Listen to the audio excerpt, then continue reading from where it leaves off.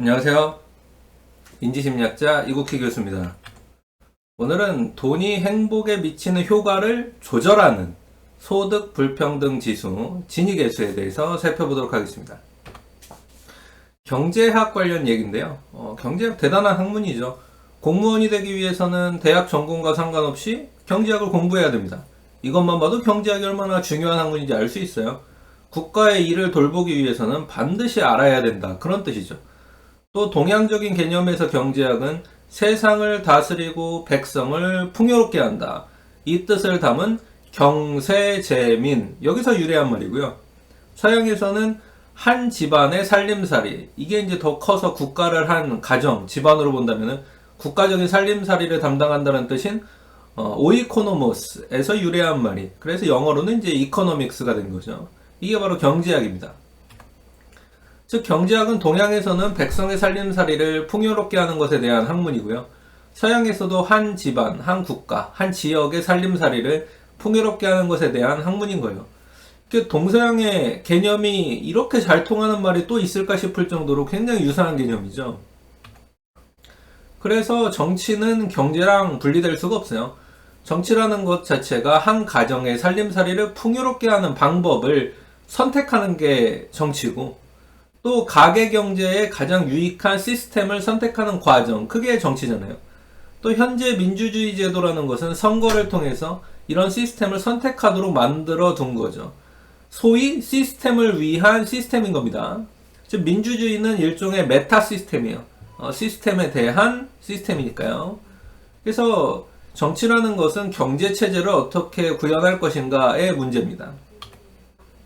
그럼 메타 시스템을 통해서 국민 다수가 선택한 시스템은 결국 뭘 하자는 걸까요?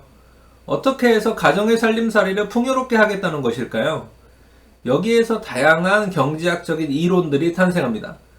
그리고 이런 경제학적 이론들을 관통하는 한 가지 개념을 뽑자면 바로 균형이죠.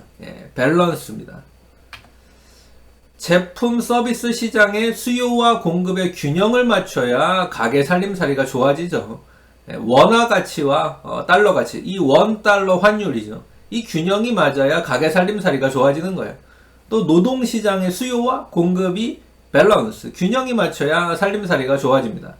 또 자본가의 이익과 노동자의 이익 사이의 밸런스, 균형을 맞춰야 살림살이가 좋아지죠. 또 시장의 자유와 공정한 이익 분배, 이 균형 사이 맞춰야, 그러니까 자유와 이익의 분배, 이게 균형이 맞아야 살림살이가 좋아집니다.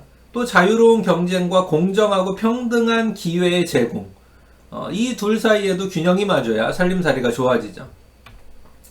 그래서 경제학은 균형의 학문이에요. 이쯤 되면 모두 느끼셨겠지만, 근데 이제 한 가지 조금 괴리감이 느껴질 수도 있습니다. 뭐냐면, 야, 말은 참 쉽다, 이런 느낌이죠. 균형, 밸런스, 이렇게 간단할 수가. 단 두 글자예요. 영어로도 밸런스, 정말 간단하죠. 발음도 쉬워요. 그런데 이렇게 간단하게 경제학적으로 세상 일이 다 잘 돌아가고 그렇게 그래서 해결됐을까? 그리고 여러분은 이렇게 균형이 딱딱 맞는 아주 좋은 시스템을 가진 그런 나라, 그런 국가에서 살고 계십니까? 아쉽게도 이 세상 그 어떤 나라도 이런 균형, 밸런스가 완벽하게 맞는 나라는 없어요. 경제학적으로 말하면 완전 경쟁 시장은 없어요. 완전한 자유 경쟁 시장은 없는 거죠. 또 물론 이런 균형에 가까운 나라들은 있긴 있습니다. 그리고 균형에 가깝다라고 칭송받죠. 대표적으로 이제 북유럽에 있는 이 노르웨이, 핀란드, 덴마크가 대표적인데, 뭐 대부분 세계 행복 보고서 월드 해피니스 리포트 매년 3월이나 4월쯤에 발간되고 있죠. 이 리포트에서 행복순위 1위에서 3위 사이를 주거니 받거니 왔다 갔다 하는 나라들입니다. 근데 뭘 근거로 제가 그러면 이런 얘기를 하는 걸까요? 대중들에게도 잘 알려진 이 균형의 지표가 하나 있잖아요. 특별히 시장의 자유와 공정한 이익의 분배에 대한 균형을 보여주는 지표입니다. 바로 그게 지니계수예요. 지니 코에피션트죠. 자, 근데 복잡한 얘기는 생략하겠습니다. 간단하게 지니계수는 0에서 1 사이의 값을 가지는데요. 숫자가 높을수록, 즉 1에 가까울수록 공정한 분배보다는 시장의 자유가 지나치게 강조되어 있다는 뜻입니다. 그러니까 이게 불평등이 심하다는 얘기죠. 반대로 숫자가 낮을수록 공정한 분배가 이루어져서 불평등이 낮다는 뜻이에요. 그래서 0에 가까울수록 불평등이 적으니까, 양극화가 적으니까 어떻게 보면 좋은 거죠. 근데 1에 가까울수록 좋지 않은 겁니다. 불평등이 심하다는 얘기죠. 양극화가 심하다는 얘기니까요. 자, 그리고 노르웨이, 핀란드, 덴마크, 스웨덴 등의 행복한 나라들은 바로 이 진위계수에서 그래도 0쪽으로 좀 가까운 나라들이에요. 위에 그림을 한번 보실까요? 여기 보시면 여기 이제 이 스웨덴, 그 다음에 여기 덴마크 이렇게 있잖아요. 그 다음에 핀란드, 예, 이런 나라들. 진위계수가 그래도 이 X축에서 요 0쪽으로 가까운 나라들이죠. 여기 이제 30이 아니라 이게 0.3이라고 보는 게 정확한 건데, 네, 퍼센트로 했을 때 30%라는 얘기입니다. 요 선을 이렇게 쭉 올라가 보면은 그래도 요 선에 걸쳐 있거나 요거보다 조금 이제 낮은 나라들, 네, 바로 요쪽에 있는 나라들입니다. 그러니까 바로 이 나라들이 진위계수가 0에 가까운 나라들이에요. 네. 근데 이제 신기한 것은 이렇게 진위계수가 낮을수록 요 Y축을 보시면 여기 이제 보시면 코릴레이션이라고 있죠. 상관관계. 예. coefficient between life satisfaction, 그러니까 이 삶의 만족도, 생활 만족도와 GDP, 그러니까 1인당 GDP 말하는 거예요. 국민소득. 예. 1인당 국민소득과 이 삶의 만족도, 행복이죠. 그러니까 이 생활 만족도상의 상관계수가 위로 올라갈수록 이제 당연히 이제 높은 거고요. 근데 여기 0점이 있죠. 이 0점을 기준으로 위로 이렇게 올라갈수록 정적인 상관관계가 높은 거예요. 무슨 말이냐면은 이 GDP가 높을수록 생활 만족도도 같이 높아진다 그런 뜻이죠. 근데 이게 0에 가깝다는 얘기, 0에 가깝다는 얘기는요, 거의 관계가 없다는 얘기입니다. GDP와 생활 만족도 사이에 관계가 없어요. 예. 그런데 낮아질수록, 이렇게 마이너스 쪽이죠. 이렇게 마이너스 쪽으로 갈수록 GDP와 생활 만족도가 오히려 부적인 관계라는 얘기야. 그게 무슨 말이냐면, 국민소득이 증가하는데 생활 만족도는 오히려 떨어진다는 얘기예요. 희한하죠? 돈을 많이 벌수록 행복해진다는 게 어떻게 보면 우리의 상식이기도 하고, 뭐 사실 객관적으로 과학적으로 전혀 상관없는 얘기가 아닙니다. 관련이 있어요. 그리고 정적 관련성이 있다고 다 알려져 있습니다. 그런데 이거를 이제 진위계수라는 측면에서 놓고 보니까는 오히려 뭐 떨어지는 나라도 있는 거예요. 돈과 행복의 관계가 돈의 국가적인 부가 증가할수록, 국민소득이 증가할수록 그 나라 국민들은 오히려 불행해지는 나라들도 있어요. 이게 그 뜻이거든요. 희한하죠? 예. 근데 아무튼 지금 살펴본 요쪽, 예, 요 그룹, 노르웨이, 덴마크, 스웨덴, 핀란드 이런 나라들이 있는 요 부분, 예, 여기 보면은 뭐 프랑스도 보이고, 이 영국도 보이고 뭐 그렇죠.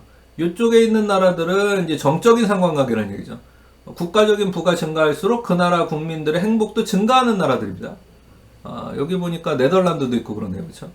예, 그래서 이렇게 진위계수가 낮은 나라들일수록 1인당 국민소득과 국민 행복지수 사이의 상관관계가 높게 나타나요. 즉 소득 불평등 수준이 낮은 나라에서는 1인당 국민소득이 높을수록 국민 행복이 올라가는 그런 관계가 강하게 나타난다는 뜻이죠. 아주 상식적입니다. 소득 불평등이 낮은 국가에서는 1인당 국민소득이 느는 것이 그래서 국민 행복 증진에 도움이 되는 거죠. 예, 국민 개개인이 노력하는 만큼, 실력을 쌓는 만큼 행복 증진에 도움이 된다고도 볼 수 있어요. 또 계층의 이동, 계층의 이동이 상대적으로 많아서 성취감도 높아요. 그 다음에 삶의 의미와 가치도 높게 인식하죠. 그래서일까요? 전반적으로 이렇게 돈과 행복의 관련성이 강하게 나타나는 나라의 국민이 그렇지 않은 나라의 국민보다 행복만 놓고 또 따로 봤을 때도 더 행복합니다. 당연하겠죠.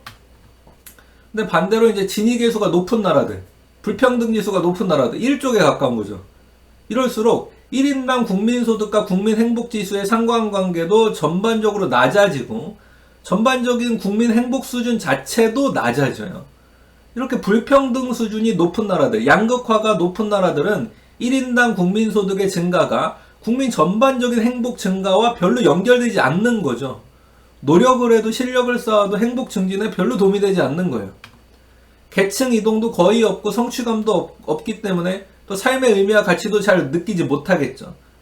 부자들 몇몇에게 부가 집중된 결과, 권력자들 몇몇에게 부가 집중된 결과로 1인당 국민소득이 증가했기 때문이거든요, 이게. 대다수의 국민들은 국민소득 증가를 느끼지 못한 거예요. 국민 개개인의 소득에는 실질적인 증가가 없었고 몇몇 사람들만 늘었는데 그냥 그게 평균적인 그 나라의 국민 소득을 늘렸을 뿐인 겁니다. 그게 양극화잖아요. 예. 결국 국민 행복 전반적인 증가와도 당연히 별 관계가 없겠죠. 여기 보시면은 아까 이제 봤던 그래프에서 이 오른쪽, 이 오른쪽 진위계수가 이제 높은 쪽이죠. 0.5, 0.5, 0.6, 뭐 50%, 60% 쪽으로 이렇게 가잖아요. 이쪽에 있는 나라들이 이제 대부분 국민 소득이 증가해도 그 나라 국민의 행복은 심지어 줄어들거나 별 상관이 없는 나라들입니다. 여기 보시면 엘살바도르, 에콰도르, 파라과이, 칠레, 여기 온두라스는 굉장히 심하네요, 그렇죠? 온두라스, 그다음에 아르헨티나도 있고, 코스타리카, 또 도미니카 공화국 이런 나라들 진위계수가 이렇게 0.5 이상 이렇게 되는 나라들 오히려 국민소득, 나라의 국가적인 부는 증가했는데 국민소득은 오히려 감소하거나 변화가 없어요. 그럼 국민소득을 국민을 행복하게 만들기 위해서는 그러면 이 소득 불평등 지수를 완전히 0으로 만들면 되지 않을까? 혹시 이런 생각 지금 하고 계실 수도 있죠. 국민을 행복하게 만들기 위해서는 소득 불평등 지수를 0으로 만들어야 되는가? 그건 아닙니다. 이런 극단적인 이야기는 이렇게 사실 맞지 않을 때가 많죠. 그리고 이런 극단적인 이야기는 이미 균형에서 약간 벗어나잖아요. 진위계수가 0인 세상이 과연 좋은 세상인지는 알 수 없지만은 이런 걸 추구했던 이념들이 있잖아요, 사실. 제가 말하진 않겠지만 이런 이념들은 이미 있었잖아요. 또 이런 것을 추구했던 이념들이 만든 세상의 끝이 별로 좋지 않았으면 이미 역사가 증명한 겁니다. 그러니까 진위계수 자체도 자유와 평등, 경쟁과 분배 사이에 균형을 추구해야 되는 것이지 한쪽의 힘을 지나치게 키우기 위해서 불평등 지수를 완벽하게 0으로 만들어야 돼. 이런 식으로 돼서는 안 될 거예요. 그리고 아마 그 균형점은 아까 우리 그래프에서 봤던 진위계수 20에서 30, 20%에서 30%. 소수점으로 바꾸면 0.2에서 0.3 정도일 겁니다. 그리고 이 정도의 진위계수 유지할 수 있는 시스템을 계속 추구해 나가고 갖춰 나가면 그게 좋은 거겠죠. 정말 얼마나 좋을까요? 그리고 아마 이런 시스템을 갖추게 된다는 것은요, 부자들과 권력자들도 계속 노력하지 않으면은 계층 사다리에서 내려올 수 있다는 것을 경고하는 시스템일 겁니다. 교만하고 건방지고 내로남불하고 거짓말하고 위선을 부리고 또 할 수 있는 일과 해도 되는 일도 구분 못하는 그런 부자와 권력자들을 찾아보기 어려운 그런 시스템이 되어 간다는 얘기일 거예요. 또 부자와 권력자라고 하더라도 늘 깨어서 자기 자신을 성찰하고 정진하지 않으면 안 될 겁니다.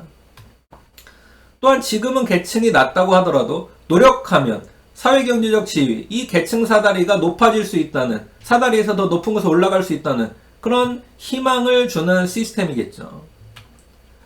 지금은 찾아보기 어렵지만 정말 미래, 되도록이면 가까운 미래, 이런 부자와 권력자들이 계속 성찰함과 동시에 또 가난하고 힘없더라도 희망을 가질 수 있는 그런 시스템을 기대해 봅니다.